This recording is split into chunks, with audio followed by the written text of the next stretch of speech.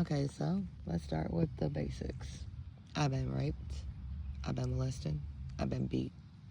I've been verbally, physically, and emotionally abused my whole life. If you don't like that concept, don't listen to my story. Now, I'm not going to go into full detail about the fucking physical abuse. I am not that person. I have to relive the flashbacks here and there, but I am not going to put myself through that when I don't have to. I took that power away from that. It no longer has power. But I'm not going to traumatize and cause someone else's PTSD to come through because of my abuse. I mean, I understand someone would have to heal that way. I don't. Not yet. And when I do, I might do it, but no. I forgive. I let go. And I'm strong enough to put up with it. Yes. But I don't have to no more. There's a difference. And I'm not going to. The molestation started when I was 4 or 5. I remember a babysitter telling me that it was not appropriate, and yet it was still continued even though one of my parents were actually told about it and didn't stop it. I was younger of the two that was being molested. I was younger, so I mean, if that's all I know, how would I know it's not good? I put a block on that when I became about 17. After my rape, I put a block on it, and I hid it. And I act like it never existed. Never happened. And then, when I'm about 39, and I'm going through my healing journey, it decides to pop back in. And all those emotions pop back in. And I'm like, my parent knew that I was being molested by a sibling at that. And didn't take my sibling to the side and stop this once and for all. It continued till I was 16. Yeah, I was 16. Didn't stop it. I have 2 kids of my own. I have 2 boys. And I wanted a little girl so bad. Because I want to treat my little girl better than my parents ever treated me. Just to prove that you don't have to hate your daughter. Shit. Well, God didn't bless me with a little girl, but he blessed me with 2 boys. And if my kids were molesting each other, yeah, that would stop real quick. Like, how are you going to let one of your children touch your other children and not stop it?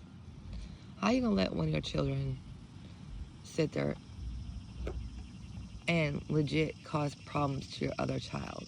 And when she does talk about it, you act like it ain't there. It never happened. Okay. You're fucked up in the head, and I ain't got to deal with you no more. You're toxic to me. Because your golden child is more important than the child you didn't want, right? Yeah, some families are really that fucking way. Seriously. Straight up. Some people really are that way. And I'm sorry if you dealt with that. Or you had a family member molest you. Because, honestly, these families were sitting on the fucking front porch acting like it never happened. Knowing it was going on. And acting like, oh no, nobody needs to know this. Yeah, they do. And it's time we start talking on it. Because it's a real thing. It's not like these people don't know what they're doing. It is the fact that nobody wants to step in and protect these children who they are doing it to. Like, do you know how different your life can be by one person standing up and saying, no, I won't put up with that? Because I promise you, I probably wouldn't dealt with half the abuse in my life if one of my parents would have stood up and said, well, you know what? I'm going to stand up for my child every time she turns around because she deserves somebody to. Not, oh, well, my golden child is the one I care about. He ain't going to make it somewhere. Fuck her. She's just a girl who's going to be a fucking piece of trash, as they told me more than once. I'm just a piece of trash. Then why didn't you give me up for adoption? Oh, wait. Because you had me out of wedlock. And you legit didn't want me and treated me as such my whole childhood. But why didn't you just say, hey, here, somebody else have this? Because I can't treat it right. And give me somebody who could. No. Because then I wouldn't be damaged goods for the world. And that's the part. Is you wanted me damaged. You wanted me to fuck up. You wanted to be right. Well, guess what? I may have fucked up more than once. Damn, I can take accountability, can you? That's the problem with most adults in this world. They can't take accountability. But I can. I put up with way more than I should have. Way more than one time. If you want the truth, I should have put up with even 10% of what I put up with. Yeah, that's about right. I shouldn't put up with 10% of what I put up with since I turned 15. At all. Let me put it to you like this. Since 15 to 39, because at 39 I changed. At 39, something dramatic happened and God said, no more of this. You're not taking this no more. We're going to take that. We're going to take all that pain and we're going to process it and we're going to heal. Because you didn't deserve that shit. But you went through it. So let's help somebody else. But at 39, everything changed. One day I woke up and my world crashed around me. Shattered. That's for a different day story, but that's one day I'll never forget.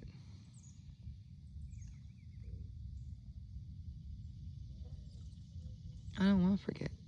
I don't remember that day. Because that's the day everything changed. I went from putting up with shit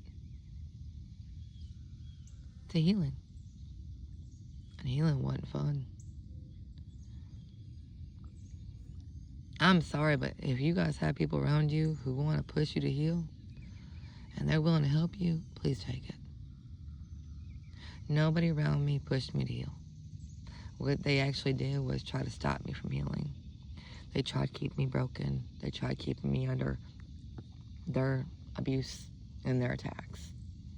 And if you don't believe me, there are people out there who really want to keep you broken. Because when you're broken, you don't ever put yourself first. You only put them first. And in every relationship I've been in, I have always put my partner and my children before myself. Everyone. Now my kids understand. But God says in the Bible, he says, no, you put your partner, you put me, and then your partner, and then your children. Because your partner's who you chose to be with the rest of your life. But choose wisely.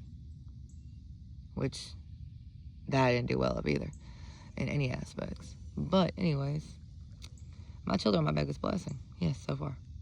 Thus far. One day God's going to give me a partner. That's going to be my biggest blessing. Next to my children. Because he's going to know how to handle me. When a lot of people don't. And I'm excited for that day. But anyways, a lot of people who are around you who want to see you heal, want to see you do better. Be grateful for that if you're doing that around you when you heal. Be so grateful. Because I did it alone with people who didn't want me to heal around me. They didn't know they were hindering my healing. They didn't know what they did. Well, one did. I'll take that back. One did. One knew what she was doing. Because every time I'd bought for anybody else but her, she'd pitch a fit like my ex did. And I woke up one day, I was like, yeah, you're not going to stay part of my life. You're not using me no more. Not for you to get up and think you can get above me and not help me when it's my turn. No. Because sometimes we wake up with those people in our lives, not realizing we let them in. Oh, we let them in. Oh, we do. And it's okay to let them in for a little bit. To see what they'll do. But it's not okay for them to stay. No. You gotta let them go just as fast as they come. Because if not, you're hindering your own growth. We don't want to hinder our own growth.